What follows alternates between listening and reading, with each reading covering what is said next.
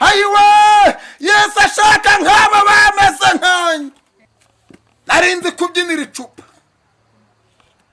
Nimbabwira ngo narinzi kubyinira icupa, umbe ko narinzi kuribyinira kuko narindushye.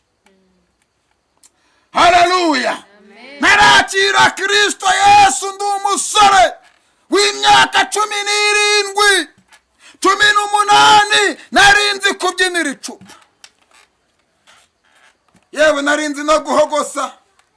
Najyaga njya mu kabari, najya mu kabari namara kurinywa nkabaririmbira nkabwira ati simbuka ufata igikombe, wibuka uwaruteye, ibuka uwarukaragiye, ibuka uwaruhogeye, wibuka ko hari ikinwa cyamuriye, hari ivubi ryamuriye ari kurukaragira, hari ivubi ryamuriye ari kuruhogorora, hari ivubi ryamuriye yewe inzuki zaramuriye ari kwenga. Nkabikora bindirimbo nanze kuzikora maze nkajya nkabyina ngo simbuka fata igikombe ugisomushira inyota, wibuke uwaruteye n'uwarukaragiye.